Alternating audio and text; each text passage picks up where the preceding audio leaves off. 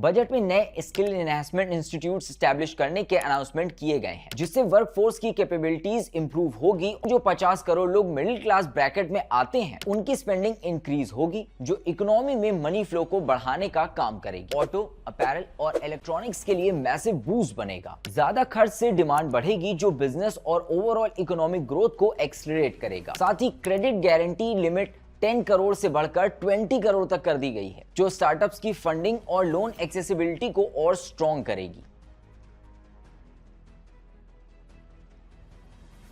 Budget 2025, अगर हम इसे एक वर्ड में बताएं तो ये है first class for middle class.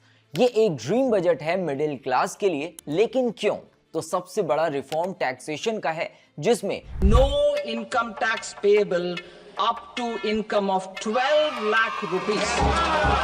पहले अगर किसी की इनकम 12 लाख होती तो उसे लगभग 80,000 का टैक्स देना पड़ता, लेकिन अब ये पूरा का पूरा माफ हो गया है। इससे मिडिल क्लास लोगों की डिस्पोजेबल इनकम बढ़ जाएगी, जो स्पेंडिंग और इन्वेस्टमेंट दोनों को एक्सेलरेट करेगा। उसी तरह अगर मान लो आपकी इनकम 18 लाख तक की है तो आपको 70,000 का डायरेक्ट टैक्स बेनिफिट मिलेगा। ये रिफॉर्म टैक्स बर्डन को 30% तक कम कर देगा। बात करते हैं इसका इम्पैक्ट क्या होगा। तो देखिए, इंडिया की 140 करोड़ की पॉपुलेशन में से 90 करोड़ लोग ऐसे हैं जो 20,000 पर मंथ से भी कम कमाते हैं, तो उनके लिए टैक्स रिबेट का कोई मेजर इफेक्ट नहीं होगा। लेकिन मिडिल क्लास सेगमेंट जो 2.5 लाख से 12 से 13 लाख तक कमाता है, उसके लिए डायरेक्ट बेनिफिट लाएगा। इसी कैटेगरी में 40 करोड़ लोग आते हैं जिनका टैक्स बर्डन कम होगा और सेविंग्स बढ़ेगी। जब लोगों के पास ज्यादा पैसे बचेंगे तो स्पेंडिंग भी बढ़ेगी और लोग अपने एस्पिरेशनल और लग्जरी ब्रांड्स खरीदना पसंद करेंगे, जैसे मान्यवर, Puma, Titan, Nykaa, Zudio, Tata Motors, royal Enfield etcetera. ये कंजम्पशन बेस्ड सेक्टर्स जैसे ऑटो, अपैरल और इलेक्ट्रॉनिक्स के लिए मैसिव बूस्ट बनेगा। उसी तरह 13 लाख से 50 लाख कमाने वाले 9 करोड़ अपनी टैक्स सेविंग का एक बड़ा पार्ट ट्रैवल और लाइफस्टाइल एक्सपेंसेस पे खर्च करेंगे। इससे होटल, टूरिज्म और एविएशन इंडस्ट्री को डायरेक्टली बूस्ट मिलेगा। फाइनेंशियल सेक्टर भी इससे ग्रो करेगा, क्योंकि बची हुई सेविंग्स का एक बड़ा हिस्सा स्टॉक मार्केट और म्यूचुअल फंड्स और इंश्योरेंस प्रोडक्ट्स में इन्वेस्ट किया जाता है। लेकिन अगर हायर इनकम ग्रुप की बात करें तो जो 50 लाख से ज्यादा कमाते हैं, लगभग 99 लाख लोग, उनके लिए ये रिफॉर्म उतना इंपैक्टफुल नहीं होगा। लेकिन जो 50 करोड़ लोग मिडिल क्लास ब्रैकेट में आते हैं, उनकी स्पेंडिंग इंक्रीज होगी, जो इकोनॉमी में मनी फ्लो को बढ़ाने का काम करेगी। ज्यादा खर्च से डिमांड बढ़ेगी, जो बिजनेस और ओवरऑल इकोनॉमिक ग्रोथ को एक्सेलरेट करेगा। जीडीपी की ग्रोथ फिलहाल स्लो है, लेकिन स्लो डाउन को दूर करने के लिए सरकार का फोकस ये था कि लोगों के डिस्पोजेबल इनकम को बढ़ाया जाए। जब लोगों के पास एक्स्ट्रा पैसे होंगे तो उनकी स्पेंडिंग इंक्रीज होगी। ये बढ़ती हुई कंजम्पशन इकोनॉमी में एक पॉजिटिव साइकिल क्रिएट करेगी। तो ये टैक्स रिफॉर्म जीडीपी ग्रोथ को बूस्ट करने में मदद करेगी।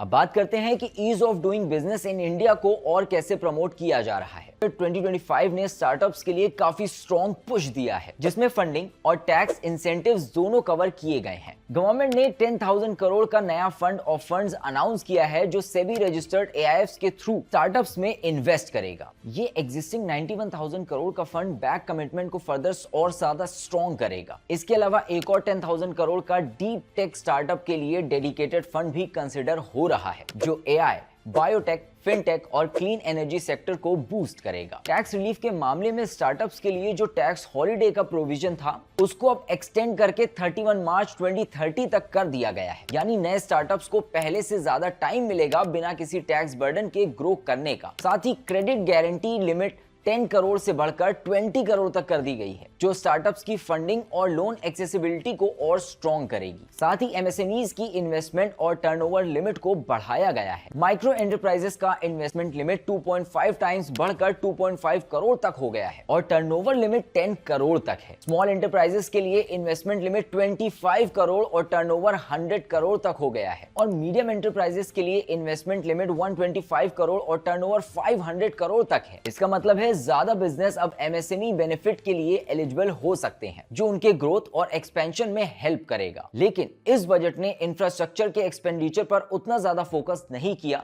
लेकिन गवर्नमेंट ने स्किल एनहांसमेंट जनरेशन को बूस्ट देने के लिए काफी इनिशिएटिव्स लिए हैं। बजट में नए स्किल एनहांसमेंट इंस्टीट्यूट एस्टैब्लिश करने के अनाउंसमेंट किए गए हैं, जिससे वर्कफोर्स की कैपेबिलिटीज इंप्रूव होगी और लॉन्ग टर्म में एम्प्लॉयमेंट अपॉर्चुनिटीज बढ़ेंगी। इसका डायरेक्ट इंपैक्ट ये होगा कि 90 करोड़ लोग जो 2.5 लाख से कम एनुअल इनकम अर्न करते हैं, उनमें से जो अपनी स्किल अपग्रेड करना चाहते हैं, उनको बेटर जॉब अपॉर्चुनिटीज मिल सकेंगी। हालांकि ये भी सच है कि 90 करोड़ में से 50 करोड़ लोग ऐसे हो सकते हैं जो एक्टिवली स्किल अपग्रेड नहीं करना चाहेंगे, लेकिन बचे 40 करोड़ लोग अपनी स्किल्स एनहांस करके एम्प्लॉयमेंट का फायदा उठा सकते हैं। ओवरऑल बजट 2025 स्टार्टअप्स के लिए काफी पॉजिटिव है, क्योंकि गवर्नमेंट ना सिर्फ फंडिंग और टैक्स रिलीफ प्रोवाइड कर रही है, बल्कि रिसर्च और टेक्नोलॉजी इनोवेशन में भी डायरेक्ट सपोर्ट दे रही है। ये रिफॉर्म्स इंडिया के स्टार्टअप इकोसिस्टम को और एक्सेलरेट करेंगे और नए वेंचर्स को रोड मैप देंगे। आपको क्या लगता है इस बजट को लेकर? कमेंट्स में हमें जरूर बताएं।